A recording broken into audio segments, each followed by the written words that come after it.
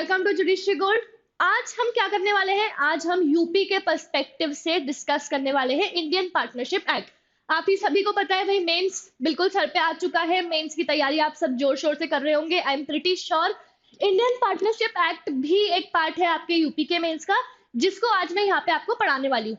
अब यहाँ पे ये बात याद रखना कि जो मैं पढ़ा रही हूँ that is only from the perspective of mains. ठीक है, तो अपन हर सेक्शन को डिटेल में नहीं करेंगे, अपन हर सेक्शन में नहीं पढ़ेंगे, अपन सिर्फ वो सेक्शंस पढ़ेंगे जो मेंस के लिए बहुत ज्यादा इंपॉर्टेंट है, जिसमें से मेंस के सवाल बनने ही वाले हैं या बनते हैं या बने हुए हैं, वही अपन डिस्कस करने वाले हैं। उसके अलावा पूरा अगर अपन बात करें तो हम पूरे सेक्शंस या सारे सेक्शंस यहाँ पे डिस्कस नहीं करने वाले हैं। We are going to discuss only that portion which is important for your mains part. और अगर आप भी इतना ही पढ़ के चले जाएंगे, I think it will suffice for UP PCS J. तो अगर आप यूपी के लिए मेंस के लिए प्रिपेयर कर रहे हैं, ये वीडियो देख रहे हैं, सो आई फील कि आपका मेंस का काम फॉर इंडियन पार्टनरशिप एक्ट तो यहाँ पर हो जाएगा। तो आइए ज्यादा टाइम वेस्ट ना करते हुए लेट्स गेट स्टार्टेड क्विकली। सबसे पहला जो सवाल बनता है ना, वो बनता है डेफिनेशन से। आप सीधे अगर डेफिनेशन पे आ जाएं, if you can open your bare act. आप सभी के पास अच्छा बेयर एक्ट हैंडी होनी चाहिए। बेयर एक्ट बहुत जरूरी है। बिना बेयर एक्ट के किसी भी मेंस की तैयारी नहीं की जा सकती, किसी भी एग्जाम की तैयारी नहीं की जा सकती है। सो अपन स्टार्ट करते हैं। चलिए, सो अगर अपन बात करें, शॉर्ट टाइटल, एक्सटेंड, कमेंसमेंट, ये सब देखने की जरूरत नहीं है। सबसे पहले जो इंपॉर्टेंट डेफिनेशन है that we have to study, that is an act of the firm. एक एक्ट ऑफ फर्म क्या होता है वो बात करना अपन को बहुत ज्यादा जरूरी है। यहाँ पर देखिए,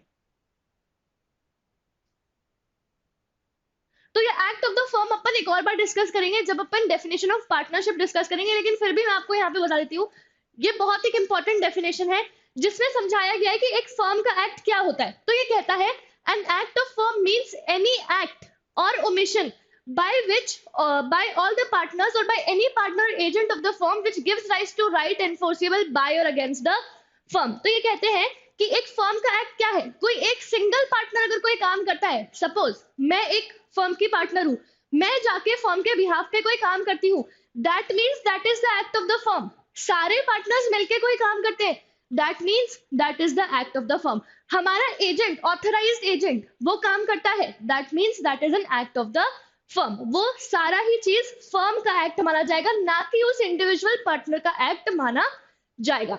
उसके बाद business, again important, business includes every trade, occupation and profession. अब आप सोचेंगे कि हाँ मैम आपने इंपॉर्टेंट क्यों लिखा है? इसलिए इंपॉर्टेंट लिखा है बच्चों, क्योंकि जब पार्टनरशिप की डेफिनेशन पढ़ोगे तो उसमें टर्म आएगा बिजनेस, तो वहां आप समझाएंगे कि बिजनेस की डेफिनेशन 2B के अंदर दी गई है, जिसका मतलब होता है every trade, occupation and profession. उसके बाद आप थर्ड पार्टी, आपको समझने के लिए समझना है, लिखने के लिए नहीं समझना मीन्स के लिए। थर्ड पार्टी आपको समझना है। थर्ड पार्टी वो व्यक्ति होता है जो पार्टनर नहीं है। एग्जाम्पल, मैं और मान लो मेरा एक फ्रेंड है, हम एक पार्टनरशिप फर्म चला रहे हैं। अब कोई तीसरा व्यक्ति है जिससे हम डील करते हैं, हम अपना रॉ मटेरियल उसे सप्लाई करवाते हैं, या हमारे फर्म के काम के लिए हमने उसको अपॉइंट करके रखा है, तो वो क्या है? In respect of a firm, that is he is the third person for us. So third party used in relation to a firm or to a partner there means any person who is not a partner in the firm। and last जो definition दी है वो expression की दी है, again you can skip this। तो आपको 2A की definition याद रखनी है, act of the firm। again ये अपन कहाँ पे बात करेंगे? जब मैं आपको म्यूचुअल एजेंसी की बात करूंगी, तब आपको म्यूचुअल एजेंसी के साथ ये चीज लिखना जरूरी है। दूसरी चीज, जब अपन पार्टनरशिप की डेफिनेशन पढ़ेंगे उसके साथ 2B सब्सटैंशिएट अपना आंसर करने के लिए जरूरी है। तो इसलिए ये दोनों डेफिनेशन तो अपने लिए बहुत ही ज्यादा इंपॉर्टेंट है।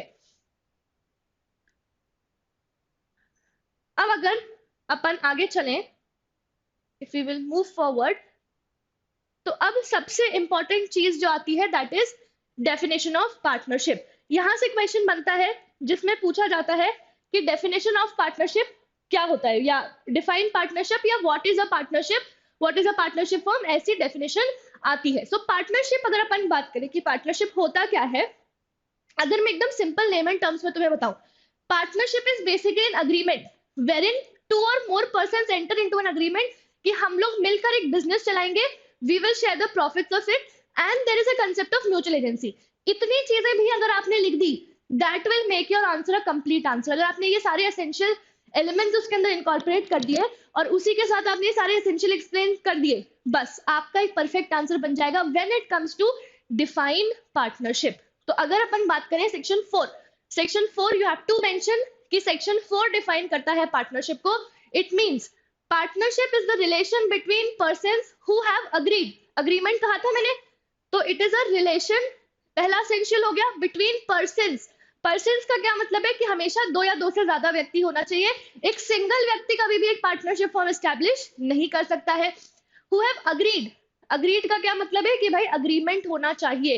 To share profit, there must be profit sharing involve and of a business carried on by all or any of them acting for all. अब ये जो लिखा है ना, carried on by all or any of them, यही है आपका mutual agency, कि भाई म्यूचुअल एजेंसी होना जरूरी है।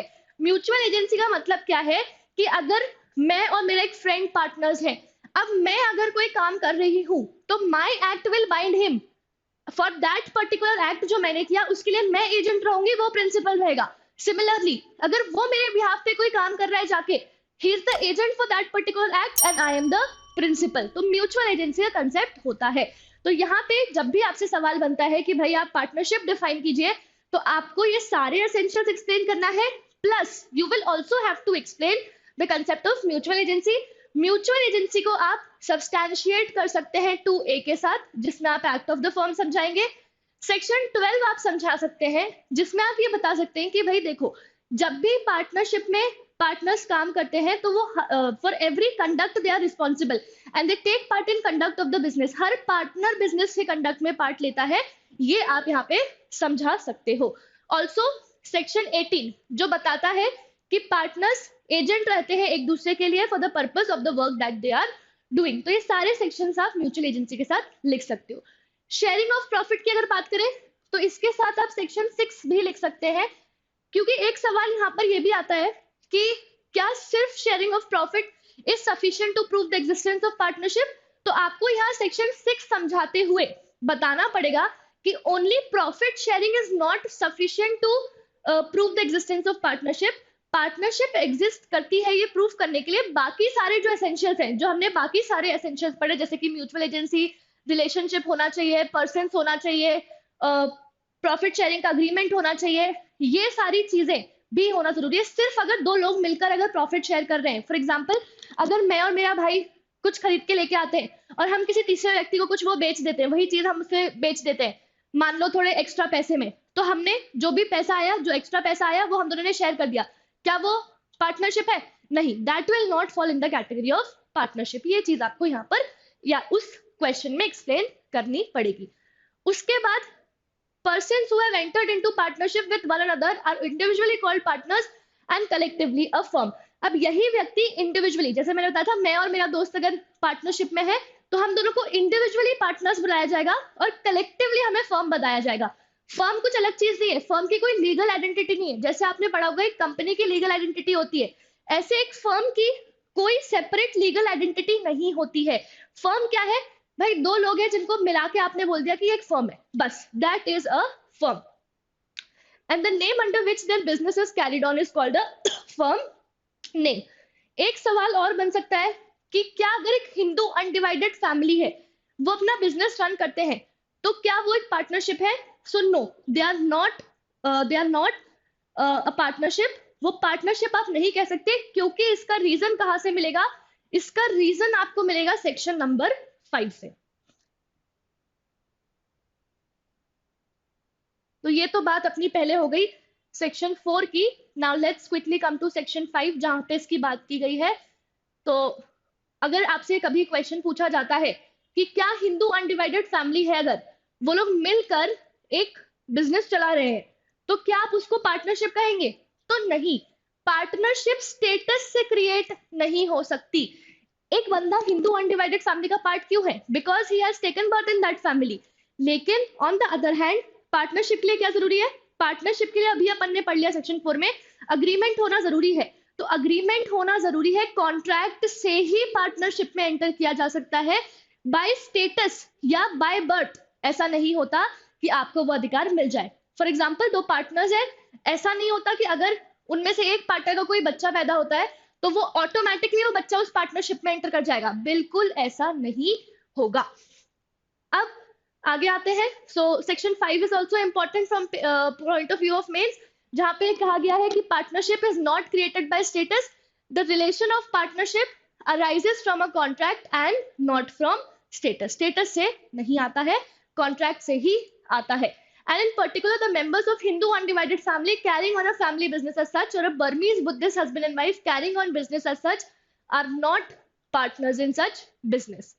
उसके बाद जैसा मैंने आपको कहा था, सेक्शन 6 आप जब पार्टनरशिप एक्सप्लेन कर रहे हैं तब कर सकते हैं। अगर शेयरिंग ऑफ प्रॉफिट वाला क्वेश्चन आता है वहां पे आप एक्सप्लेन कर सकते हैं, जहां पे सेक्शन 6 के अंदर बताया गया है कि सिर्फ प्रॉफिट शेयरिंग से आप पार्टनर्स नहीं बन जाते, सारे एसेंशियल्स फुलफिल होने चाहिए। यहाँ पर आपको कुछ एग्जाम्पल्स भी मिलेंगे, कुछ इंस्टेंसेस भी मिलेंगे जहां पे कहा गया है कि जस्ट बिकॉज ये लोग प्रॉफिट शेयर कर रहे हैं, लाइक एग्जाम्पल, एक मनी लेंडर ने आपको पैसा दिया हुआ है और अब वो आपके बिजनेस में प्रॉफिट शेयर कर रहा है, तो just because of that reason he does not become your partner.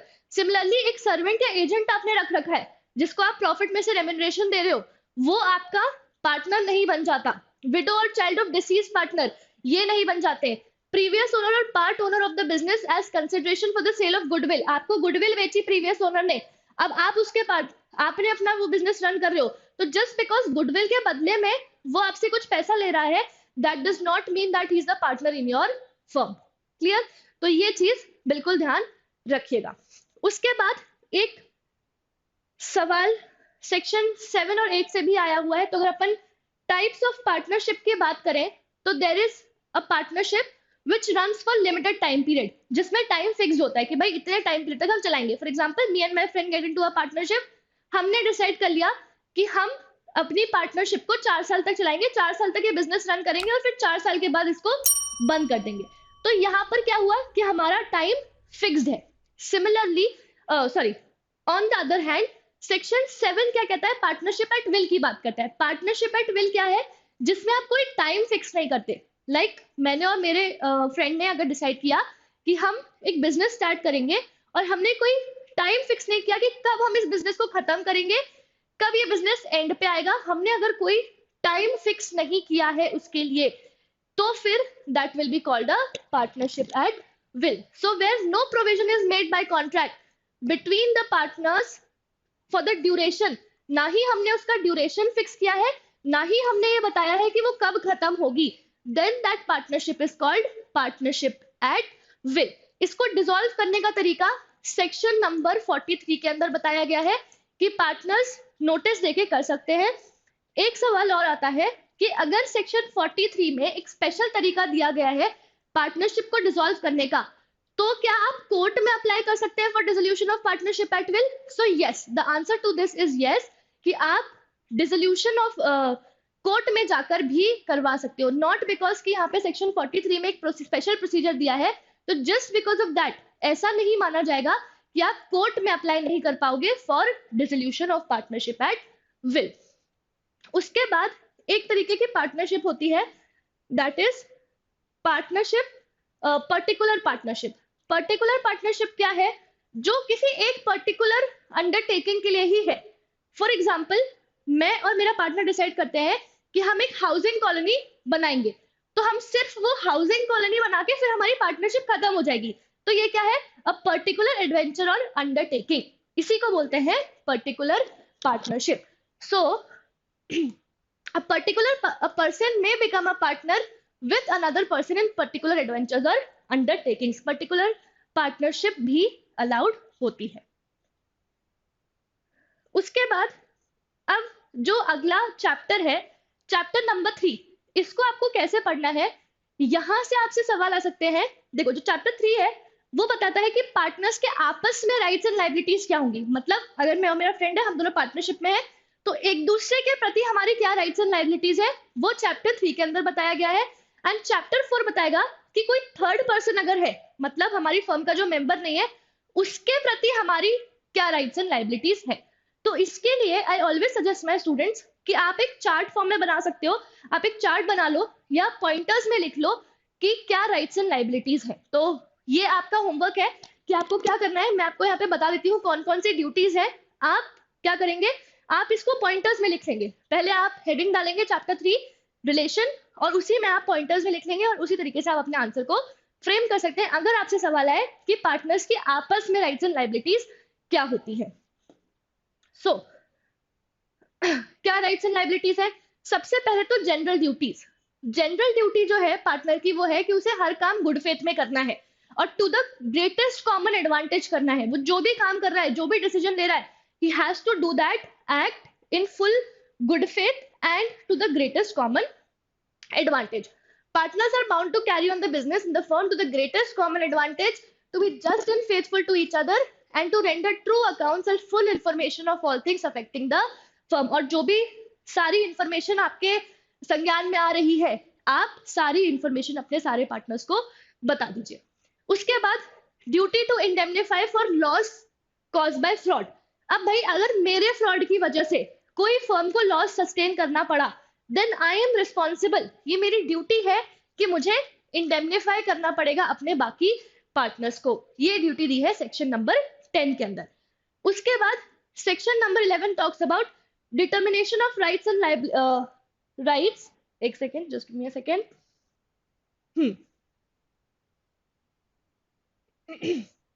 Determination of rights and duties of partners by contract. Partners contract से भी डिटरमाइन कर सकते हैं। देखो जनरल ड्यूटीज तो आपकी है ही, जो सेक्शन 9 के अंदर दी है। उसके अलावा पार्टनर्स क्या कर सकते हैं, आपस में भी डिसाइड कर सकते हैं कि भाई देखो ये पर्टिकुलर तुम्हारी ड्यूटी रहेगी, ये पर्टिकुलर तुम्हारी ड्यूटी रहेगी। इस तरीके से वो कॉन्ट्रैक्ट में भी अपने ये टर्म्स डाल सकते हैं। उसके बाद जो इसका सबसेक्शन 2 है, agreement in restraint of trade, notwithstanding anything in section 27 of Indian Contract Act, such contract may provide that the partner shall not carry on any business other than that of the firm.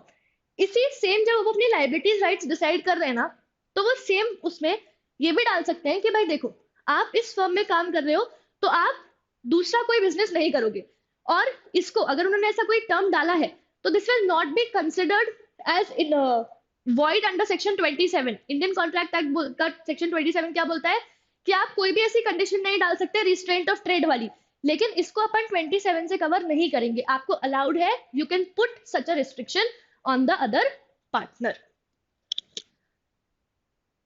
उसके बाद section 12 जो है वो बात करता है कि business का कंडक्ट कैसे होगा। तो जैसे मैंने आपको बताया कि भाई every partner has the right to take part in the conduct of the business. हर पार्टनर का अधिकार है कि वो कंडक्ट में भाग लेगा, जो भी काम हो रहे हैं बिजनेस में सारे में वो पार्ट लेगा। उसके बाद he is bound to attend diligently to his duties in the conduct of the business. अब वो जब काम भी कर रहा है, भाई अगर आप कोई एक्ट कर रहे हो on behalf of the firm, so you have to do that diligently. ऐसा नहीं कि नेग्लिजेंटली काम कर रहे हो या जो जैसा मर्जी आ रहा है वैसे कर रहे हो, नहीं, you have to act in a diligent manner. Any difference arising in ordinary matter connected with the business may be decided by majority. अब ये क्या है कि भाई अगर कोई डिसाइड करना है मैटर, ठीक है, there's a dispute and you have to decide on a matter, तो वो ऑर्डिनरी अगर है, ऑर्डिनरी मतलब जो डे टू डे बिजनेस का अगर कोई डिसीजन लेना है कि भाई आज मान लो हम होटल रन कर रहे हैं, तो आज क्या होटल में कौन कौन गेस्ट आएंगे, क्या होगा, ये सारी चीजें अगर ऑर्डिनरी इस टाइप की डिसाइड करना है तो मेजॉरिटी वाली चीजें मेजॉरिटी से काम हो जाएगा। लेकिन जब फंडामेंटल डिसीजन की बात आती है, फंडामेंटल डिसीजन कौन सा होता है, जैसे कि डिसॉल्व करना है, नए पार्टनर को अंदर लेके आना है फर्म के अंदर, ये सारी चीजें जब फंडामेंटल क्वेश्चंस हो ना, तब मेजॉरिटी से डिसाइड नहीं होगा, तब आपको सबकी कंसेंट चाहिए। So and every partner shall have the right to express his opinion before the matter is decided, but no change be made in the nature of the business without any consent of all the partners. अगर आपको change करना है nature of business या कोई भी fundamental question decide करना है, तो सारे पार्टनर्स मेजॉरिटी से ही डिसाइड कर सकते हैं। एक अकेला नहीं, मेजॉरिटी से ये डिसाइड नहीं हो सकता। अगर 4 पार्टनर है तो चारों की कंसेंट चाहिए। ऐसा नहीं हो सकता कि तीन ने बोल दिया पर एक रेडी नहीं हो रहा तो वो हो जाएगा, नहीं, all have to consent to it. Then D कहता है every partner has the right to have access to and inspect and copy books. ये सारे जनरल राइट्स है कि भाई आपके पास बुक्स वगैरह इंस्पेक्ट करने का राइट रहेगा।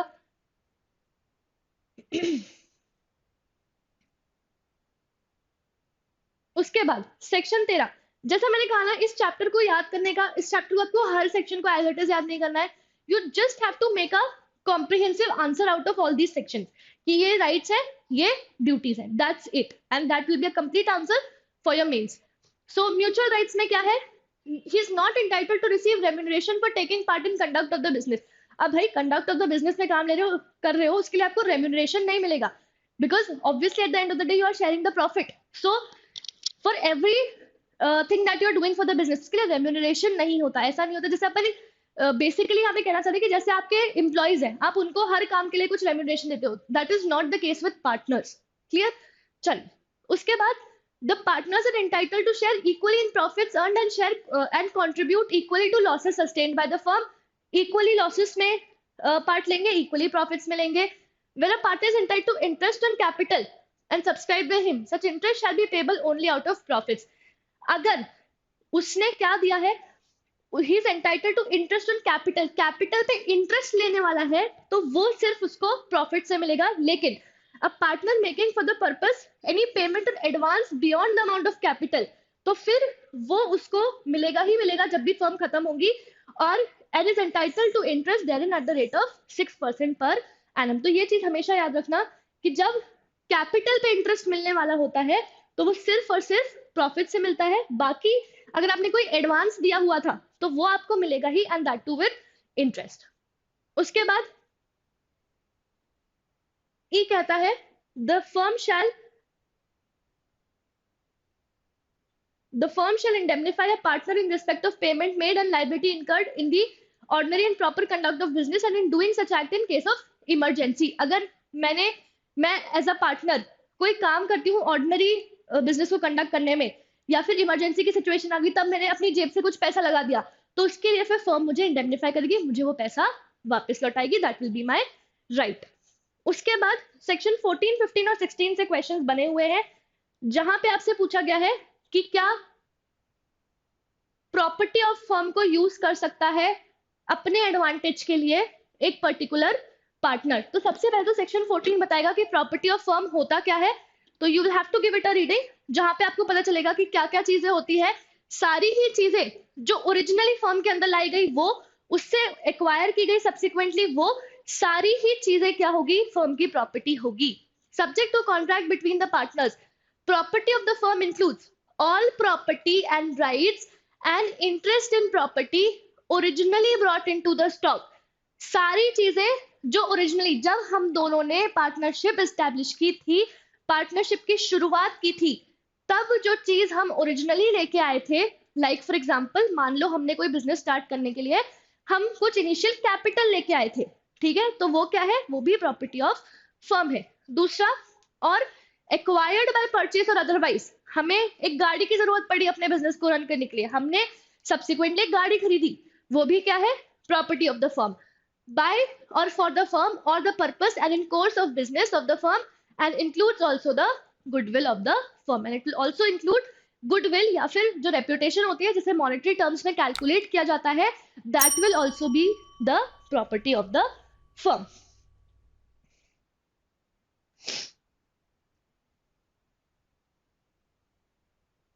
उसके बाद, unless the contrary intention appears, property and right and interest in property acquired with money belonging to firm are deemed to have been acquired for the firm. तो जब भी ये सवाल आता है कि क्या एक पार्टनर अपने फर्म की प्रॉपर्टी को अपने पर्सनल यूज के लिए कर सकता है यूज, तो first you will explain section 14, जहां पे आप बताओगे कि पहले तो प्रॉपर्टी होती क्या, फिर आप बताओगे application of the property of the firm. Subject to contract between the partners, the property of the firm shall be held and used by the partner exclusively. देखो यहाँ वर्ड क्या दिख रहा है कि अगर कॉन्ट्रैक्ट टू द कॉन्ट्री नहीं, आपने कॉन्ट्रैक्ट में एंटर कर रखा है कि भाई हम दोनों अपने पर्सनल यूज के लिए भी यूज करेंगे, तो फिर ठीक है. लेकिन आपने ऐसा अगर नहीं लिखा है कॉन्ट्रैक्ट में, तो वो एक्सक्लूसिवली फर्म के काम के लिए ही यूज होगा. एग्जाम्पल, अगर मैंने गाड़ी खरीदी थी हम दोनों ने मिलकर, तो वो गाड़ी में अपनी फैमिली के पर्पज के लिए यूज नहीं कर सकती कि भाई हम घुमाने ले जा रहे हैं उसमें से, अपने घर वालों को घुमाने ले जा रहे हैं उस गाड़ी से, नहीं, that you can not do, क्योंकि वो एक्सक्लूसिवली फर्म के पर्पस के लिए ही यूज होगी. उसके बाद सेक्शन नंबर 16 जो बताता है कि अगर आपको कोई प्रॉफिट्स मिलते हैं, ठीक है, सेक्शन 16 में आपको इसके साथ एक्सप्लेन करना पड़ेगा कि अगर फर्म की प्रॉपर्टी को यूज करके आपने अपने पर्सनल यूज के लिए यूज किया और उससे आपको कोई प्रॉफिट हुआ तो वो आपको फर्म में देना पड़ेगा।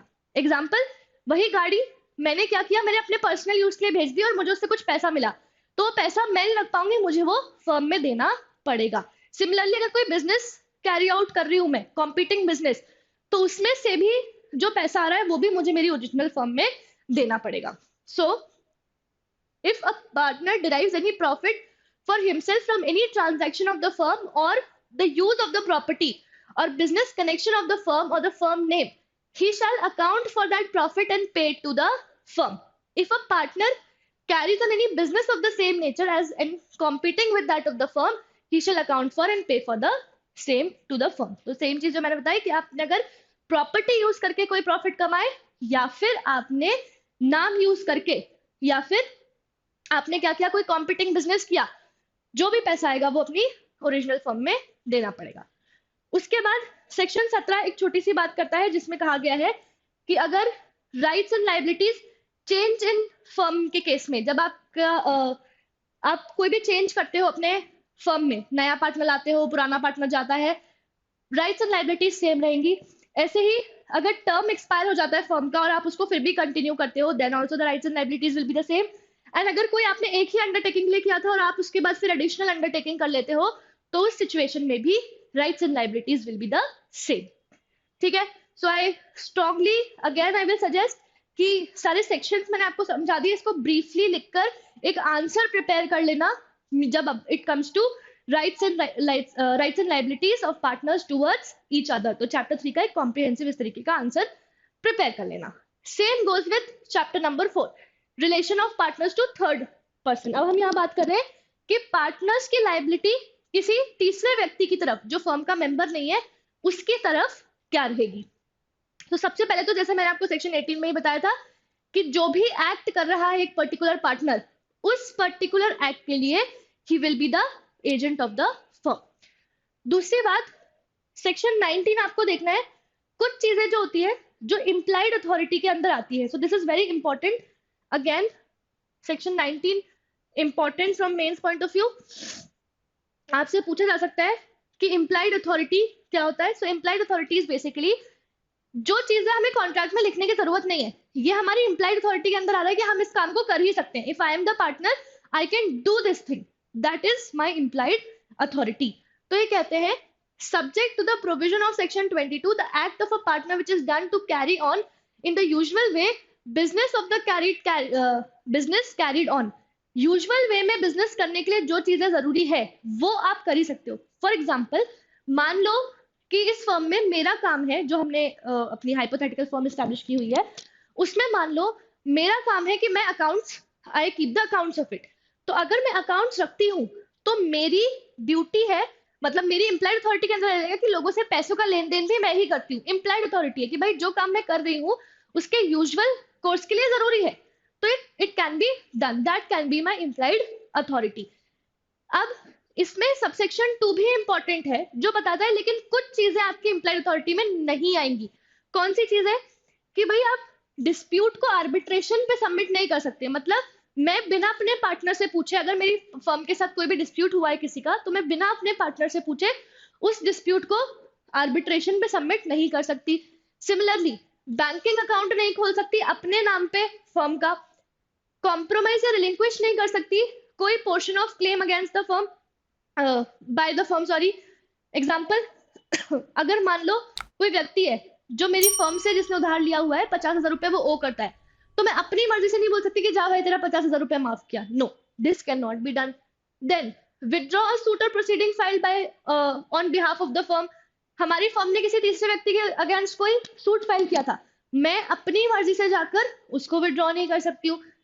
Admit any liability in a suit or proceeding, liability accept नहीं कर सकती कि हाँ भाई मेरी फर्म ही लायबल है इस पर्टिकुलर चीज के लिए किसी भी सूट में। इमूवेबल प्रॉपर्टी एक्वायर नहीं कर सकती, ट्रांसफर नहीं कर सकती और पार्टनरशिप में एंटर नहीं कर सकती हूँ दूसरी फर्म के साथ when I am already in a partnership firm. तो ये आपकी इंप्लाइड अथॉरिटी के साथ नहीं आता। इसी के साथ आप जब भी इंप्लाइड अथॉरिटी की बात लिखते हो सो आपको सेक्शन 20 भी लिखना है जिसमें यह बताया जाता है कि इसी इंप्लाइड अथॉरिटी को एक्सटेंड या रिस्ट्रिक्ट किया जा सकता है। रिस्ट्रिक्ट करने का क्या मतलब है, मान लो भाई एक्सटेंड तो ठीक है कि हम बढ़ा सकते हैं, हम खुद ही लिख सकते हैं कि ये काम भी आप कर सकते हो। रिस्ट्रिक्ट करने का क्या मतलब है, मान लो मेरे पार्टनर को भरोसा नहीं है कि मैं पैसे ले नहीं सकती किसी से, क्योंकि मैं हो सकता है मैं पैसे लेने में कुछ इधर उधर कर दूं, तो फिर मेरी एम्प्लॉयड अथॉरिटी के अंदर रिस्ट्रिक्शन लगाया जा सकता है कि राधिका मैम बाकी सारे काम तो करेंगी लेकिन she will not receive the money, पैसे से रिलेटेड काम वो कभी नहीं करेंगी। वरना जनरल अथॉरिटी में अगर अपन देखें तो पैसे का लेन देन भी आ जाएगा एक पार्टनर का, अगर पार्टनर अकाउंट रखता है तो। पर यहाँ पे मेरे एम्प्लॉयड अथॉरिटी के ऊपर एक्सप्रेस रिस्ट्रिक्शन लगा दिया गया कि नहीं, आप अकाउंट्स तो मेंटेन करोगी लेकिन पैसे लोगी नहीं लोगों से। ये सेक्शन 20 बात करता है। उसके बाद 21 कहता है इमरजेंसी में कैसे एक पार्टनर काम करेगा, तो उसी तरीके से काम करेगा जैसे एक प्रूडेंट मैन अपने खुद के केस में करता है, तो प्रोटेक्ट करने के लिए अपनी फर्म को वो वैसे ही काम करेगा।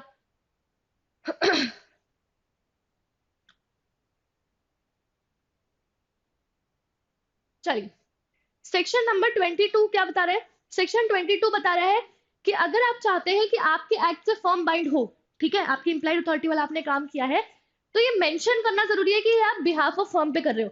अगर ये समझ में नहीं आ रहा कि ये आपने बिहाफ ऑफ फर्म पे किया है तो फिर आपकी पर्सनल लाइबिलिटी बनेगी। So in order to bind a firm, an act or instrument done और executed by a partner or other person on behalf of the firm shall be done or executed in the firm name or in any other manner expressing or implying an intention to bind the firm।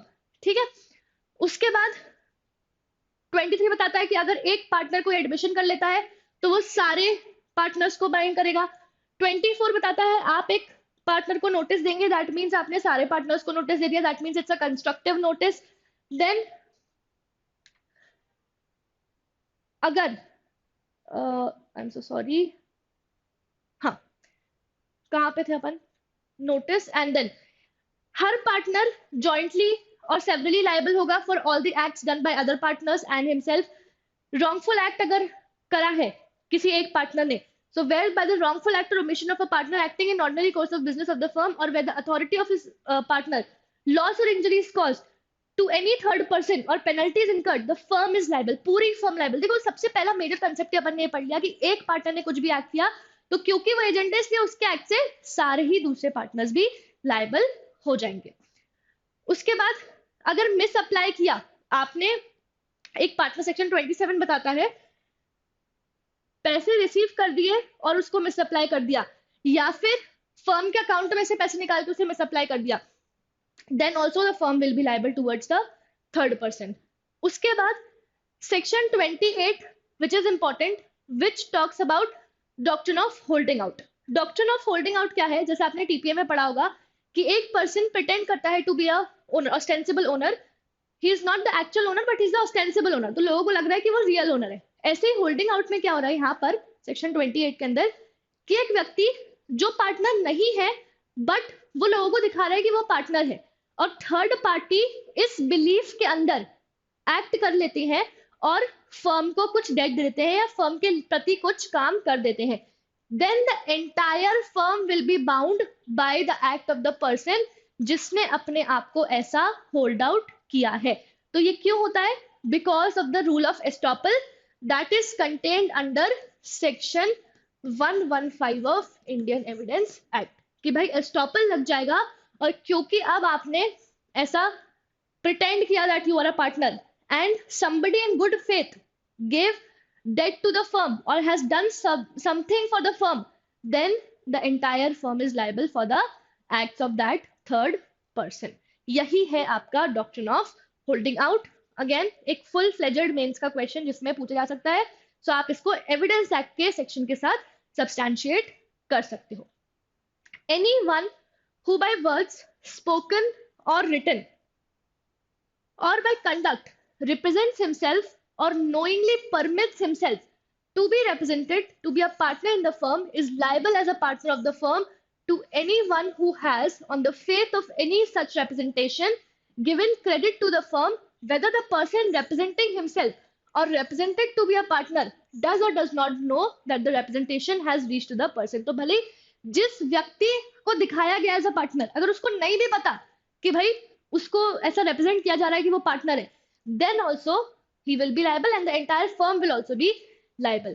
So where after that partner's death the business is continued in the old firm name, the continued use of that name or deceased partner's name as a part thereof shall not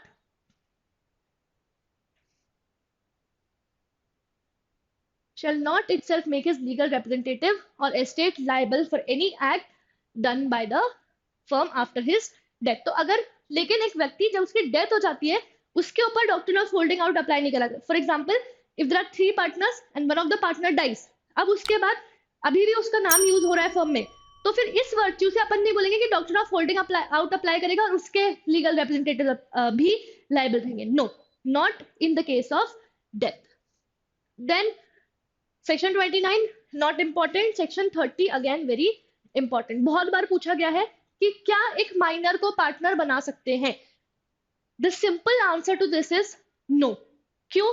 क्योंकि अपन जो definition पढ़ के आ रहे हैं section number 4 के अंदर, उसमें अपन ने क्लियरली ये बात पढ़ी कि partnership is an agreement. Agreement अगर है तो आपको पता होगा इंडियन कॉन्ट्रैक्ट एक्ट में क्या एसेंशियल्स हैं कि भाई वो बंदा मेजर होना चाहिए, साउंड माइंड का होना चाहिए।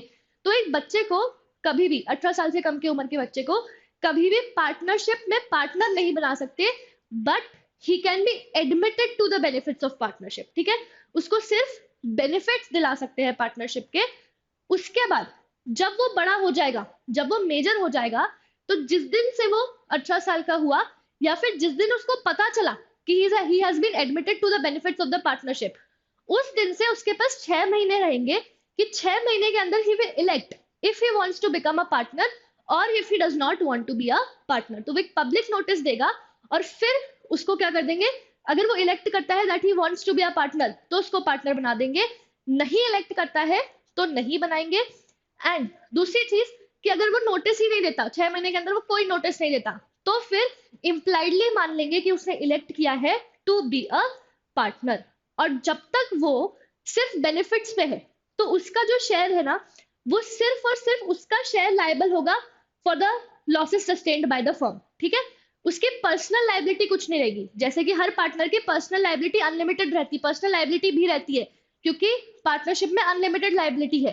पर एक माइनर जो जिसको बेनिफिट्स के एंटर कराया गया है, तो जब तक ये इलेक्शन नहीं हुआ है तब तक सिर्फ उसका शेयर लायबल है, वो पर्सनली लायबल नहीं है। लेकिन once he has elected to be a partner, उसके बाद उसके भी सारे rights and liabilities पार्टनर की तरह हो जाएंगे। This entire thing is contained under section number 30 which you have to explain in detail when this answer comes। जब भी आंसर आएगा तो आपको पूरा ये section 30 explain करना पड़ेगा। सबसे पहले तो आप ये explain करेंगे कि माइनर पार्टनर कभी नहीं बन सकता, but under section 30 he can be admitted to the benefits of the partnership। और जितनी चीजें मैंने अभी आपको समझाई है पूरी सेक्शन 30 के अंदर लिखी हुई है, जो आप एज इट इज समझा देंगे, फुल मार्क्स मिल जाएंगे। फुल मार्क्स नहीं मिलते हैं मेंस में, सो जो भी मैक्सिमम मार्क्स है that you will be entitled.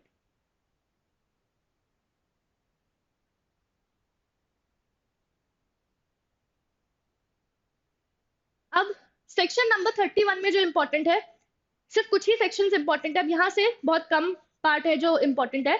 यहाँ से सिर्फ ये इंपॉर्टेंट है कि एक पार्टनर कैसे एंटर होता है और एक पार्टनर कैसे जाता है। ठीक है, we will not be studying the concept of winding up. Winding up पूछा नहीं गया है आज तक। सो इनकमिंग और आउटगोइंग पार्टनर्स देखते हैं। सेक्शन 31 बताता है कि एक पार्टनर को एंटर कैसे कराया जा सकता है, subject to contract between the partners and to provision under section 30। तो अगर कॉन्ट्रैक्ट था, जब हमने इनिशियली अपने कॉन्ट्रैक्ट में अगर डाल के रखा था कि 4 साल बाद एक नया पार्टनर आएगा, तो ऑब्वियसली आएगा ही।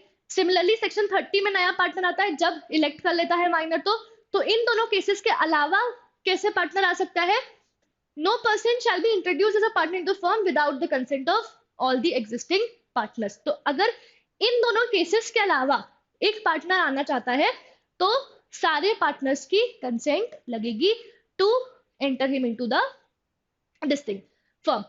उसके बाद subject to provision to section 30, a person who is introduced as a partner into a firm does not thereby become liable for any act of the firm done before he became a partner। आपके partner बनने से पहले अगर firm already कुछ काम कर चुकी थी या कोई लाइबिलिटी इनकर कर चुकी थी, तो उसके लिए आपकी कोई पर्सनल लाइबिलिटी नहीं रहेगी। आपकी पर्सनल लाइबिलिटी कब बनेगी, जिस दिन से आप एंटर किए हो उस दिन से ही आपकी पर्सनल लाइबिलिटी बनेगी।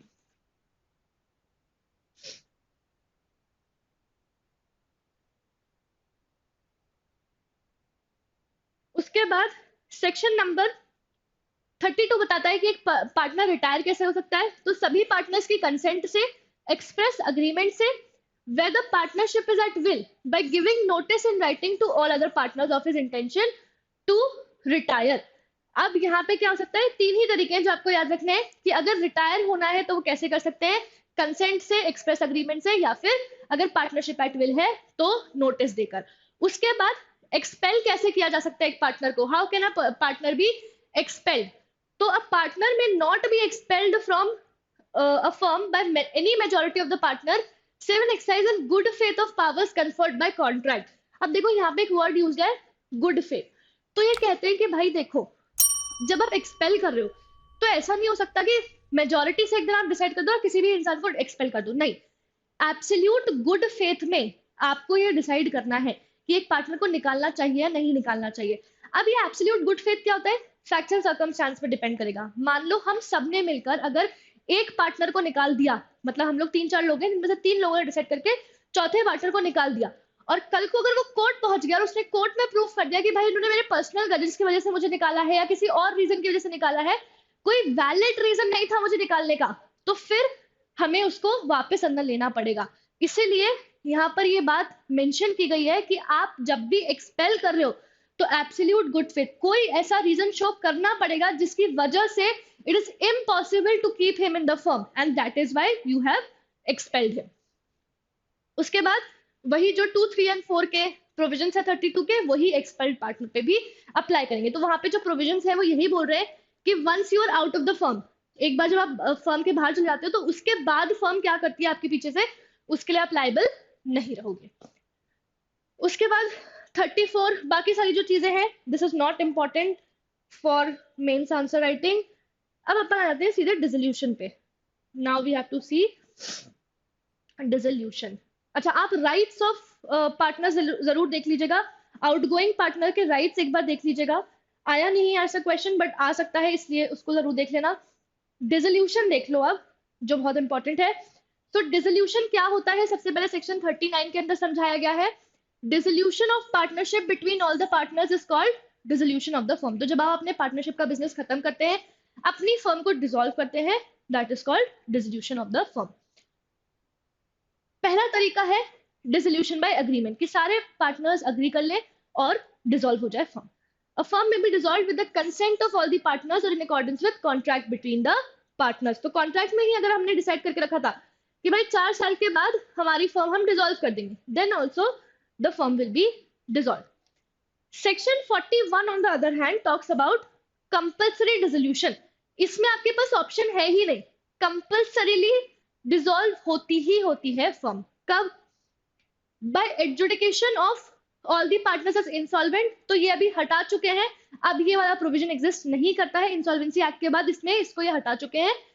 Next is happening of event which makes it unlawful for the business of the firm to be carried on by the partners to carry on the partnership. इसका क्या मतलब है, भाई जो बिजनेस हम चला रहे थे किसी कारणवश वो अनलॉफुल हो गया, पहले जब हमने चालू किया था तो वो लॉफुल था, अब वो अनलॉफुल हो गया। फॉर एग्जाम्पल, हम गुजरात में लिकर डिस्ट्रीब्यूशन का हमारा चैनल है, हम लिकर का बिजनेस करते हैं, अब गुजरात में लिकर बैन हो जाती है, तो अब हम इस बिजनेस को नहीं चला सकते, तो हमें क्या करना पड़ेगा, हमें कंपल्सरीली अपनी फर्म को डिसॉल्व करना ही पड़ेगा। उसके बाद सेक्शन 41 जो है वो बताता है, सॉरी 42 जो है वो बताता है डिसोल्यूशन और हैपनिंग ऑफ सर्टेन कंटिजेंसीज। तो आपको याद रखना है 41 में मैंडेटरी होगा ही होगा डिसोल्यूशन, लेकिन 42 में ऑप्शन है, ठीक है, मैंडेटरी यहाँ पे नहीं करना होता। If firm is constituted for a fix term by the expiry of that term. अगर एक फिक्स टर्म की है, मान लो 4 साल के लिए मैंने अपनी फर्म एस्टैब्लिश की थी, तो जैसे ही वो 4 साल खत्म हुए उसके बाद फर्म डिसॉल्व हो जाएगी, बट कंपल्सरी नहीं है, हम लोग चाहें तो कंसेंट से कंटिन्यू भी कर सकते हैं। और अब ये फिक्स टर्म वाली partnership will be called partnership at will. उसके बाद if constituted to carry out one or more adventures or undertakings by the completion thereof. अगर हमने एक से ज्यादा काम करने के लिए अंडरटेक किया था, तो जैसे ही हमारा काम खत्म हुआ वैसे ही ये भी खत्म हो जाएगी firm. Death of a partner, एक पार्टनर की डेथ हो जाती है तो फर्म डिसॉल्व हो जाएगी, कंपल्सरी डिसोल्यूशन नहीं है। अगर अभी भी 2 पार्टनर्स बचे हुए हैं, they can consent and carry it out अभी भी चला सकते हैं। उसके बाद adjudication of a partner as insolvent, again यहाँ पे भी सेम चीज अप्लाई करती है। एक पार्टनर इंसॉल्वेंट हो गया है, 2 पार्टनर्स अभी भी बचे हुए हैं, तो वो मिलकर इसे कैरी आउट कर सकते हैं। देन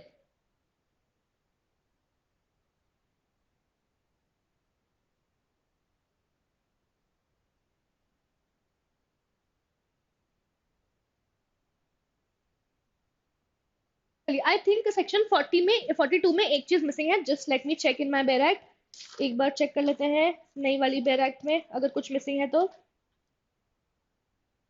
नहीं, ठीक है, इट्स डन। इट्स करेक्ट, ठीक है। चलिए, उसके बाद सेक्शन नंबर 43 पे आते हैं। पार्टनरशिप एट विल वाला जो केस मैंने आपको बताया था कि भाई पार्टनरशिप एट विल को कैसे डिसॉल्व कर सकते हैं, by giving notice to other partners. तो अगर 4 लोग हैं, एक पार्टनर चाहता है डिसॉल्व करना, नोटिस भेज देगा, तो जिस दिन से हमें नोटिस रिसीव हुआ है उस दिन से फर्म डिसॉल्व मानी जाएगी। उसके बाद कोर्ट का डिसोल्यूशन आप देख लीजिए, कोर्ट किस तरीके से डिसॉल्व कर सकता है। तो अगर कोर्ट में आप डिसोल्यूशन का सूट फाइल कर सकते हो इन केस एक पार्टनर अनसाउंड माइंड का हो गया है, तो वो अनसाउंड माइंड वाला पार्टनर के बिहाफ पे उसका नेक्स्ट फ्रेंड भी फाइल कर सकता है। Other remaining partners can also file a suit for dissolution.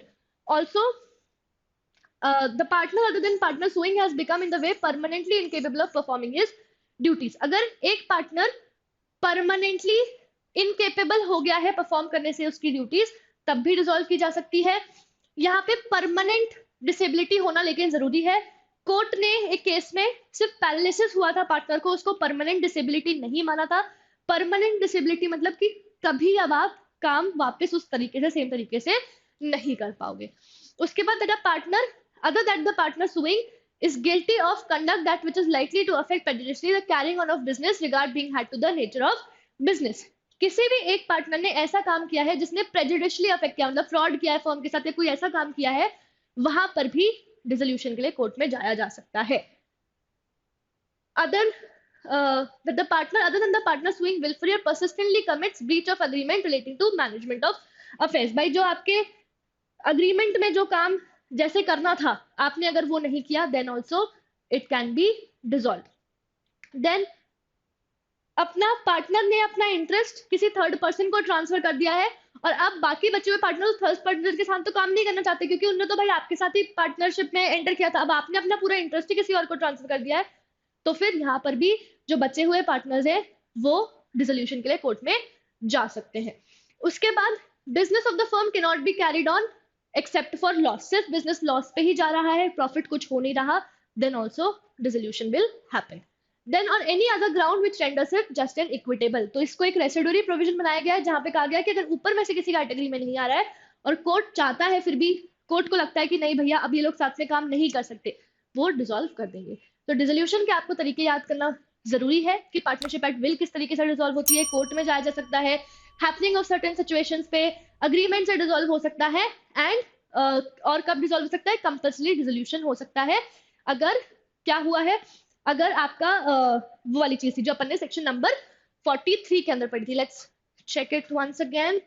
43 नहीं, अपन ने कंपल्सरी डिसोल्यूशन 42 में पढ़ा था, जो कि जहां पे एक नहीं है बट अगर आपके पास भी अनअमेंडेड बेयर एक्ट हो तो प्लीज उसको देख लेना। 41 में अपन ने पढ़ा था जिसमें अपन ने देखा था कि हैपनिंग ऑफ इवेंट जिसकी वजह से लॉफुल तरीके से हम नहीं कैरी आउट किया जा सकता है। So you have to remember dissolution में 40, 41, 42, 43 एंड 44। चलिए, उसके बाद आगे सारा वाइंडिंग अप का तरीका दिया है कि डिसोल्यूशन पे कैसी राइट्स एंड लायबिलिटीज रहेंगी। Just give it a reading, otherwise वो नहीं आएगा, but still I would suggest give it a reading. अब आते हैं अपन एक क्वेश्चन पे जो बहुत ही इंपॉर्टेंट क्वेश्चन बनता है, that is about registration and non registration of a firm. देखो, कहीं पर भी अभी तक भी जहां तक अपन ने पढ़ा, जो लास्ट चैप्टर है दैट डील्स विद रजिस्ट्रेशन, ठीक है, अभी तक अपन ने जितना पढ़ा कहीं पर भी ये नहीं कहा गया कि फर्म को कंपल्सरी रजिस्टर कराना है, ठीक है, that it is necessary to get the firm registered. लेकिन रजिस्ट्रेशन से रिलेटेड चैप्टर एक यहाँ पर है, ठीक है, जैसे आप सेक्शन नंबर 56 से पढ़ना चालू करोगे तो यहाँ पे आपको पता चलेगा, मैं आपको ब्रीफ बता देती हूँ, आपको भी पूरा चैप्टर नहीं पढ़ना है, जस्ट नीड टू नो कि रजिस्ट्रेशन में आपको रजिस्ट्रेशन की फॉर्मेलिटीज रजिस्ट्रार के पास जाके अपनी सारी इन्फॉर्मेशन देनी है, आपकी फर्म का नाम क्या है, आप कितने पार्टनर्स हो, आप कहाँ कहाँ पे बिजनेस रन करोगे, all that information you have to submit and register आपकी फर्म को रजिस्टर कर लेगा।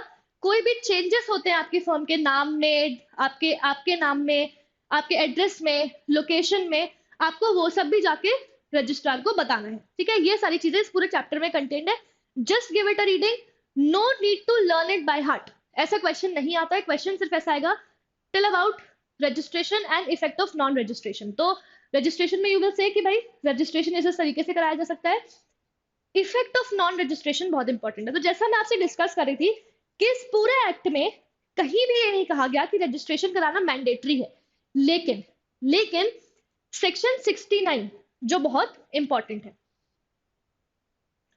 सेक्शन 69 जिस पे आप डायरेक्टली आ जाओ,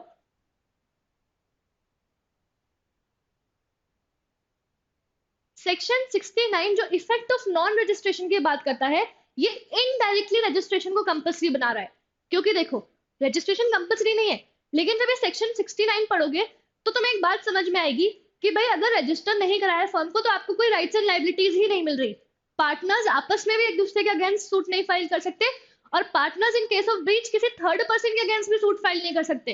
तो फिर इस सिचुएशन में होगा क्या, इस सिचुएशन में हो जाएगी परेशानी कि अगर मान लो किसी पार्टनर ने, अपन ने पढ़ा था कि भाई पार्टनर के पास राइट है टू बी इंडेमनिफाइड, अगर किसी पार्टनर ने फ्रॉड किया और अब मुझे इंडेमनिफाई करना है, मतलब that partner has to indemnify me, तो अब मैं उसके लिए सूट ही फाइल नहीं कर पाऊंगी क्योंकि हमारी फर्म रजिस्टर्ड नहीं है।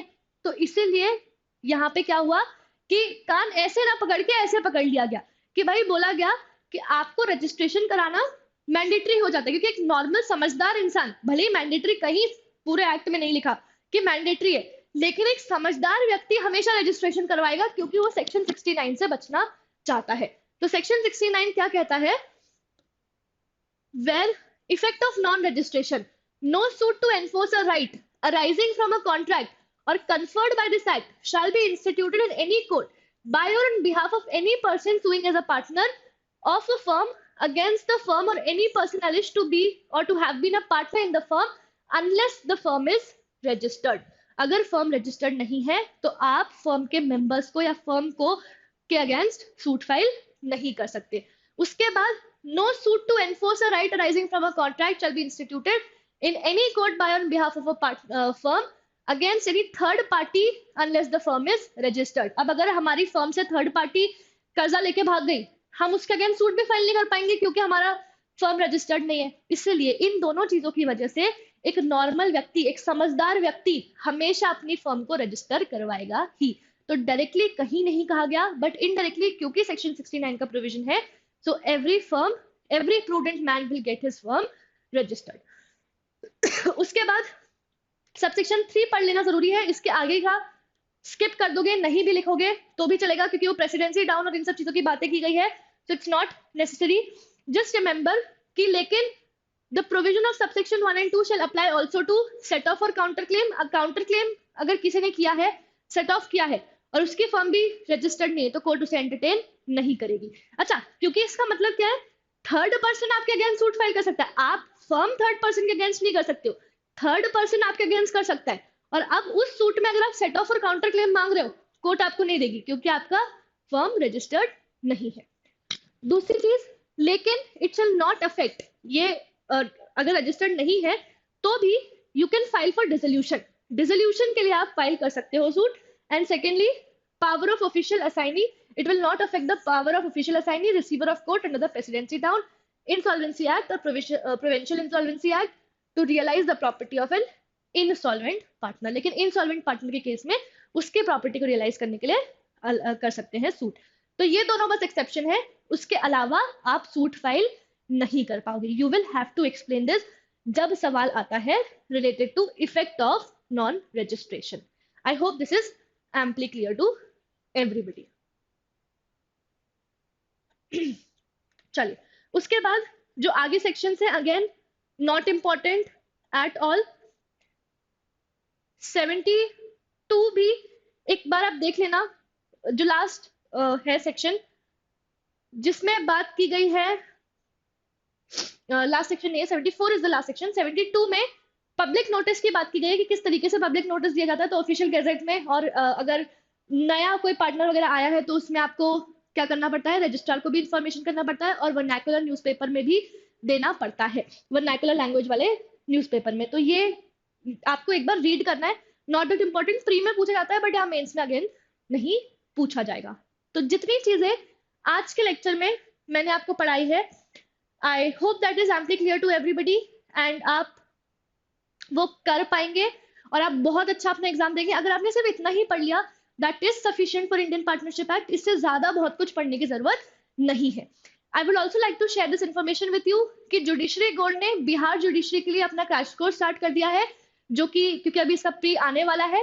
So if you guys want to prepare with us for Bihar judiciary, you can enroll with us. Then हमने अपना third online offline batch, I am so sorry, we are launching our third offline batch जो start होने वाला है आपका 3 अप्रैल से।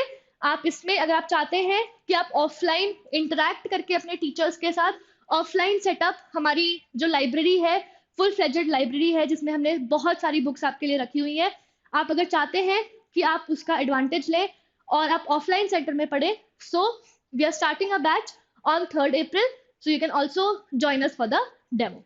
Thank you so much guys, I hope you like the lecture. Indian partnership act अगर मैंने अच्छे से पढ़ाया हो इस पूरे लेक्चर में मेंस के लिए, please please please like share और सब्सक्राइब जरूर कर देना। Thank you so much.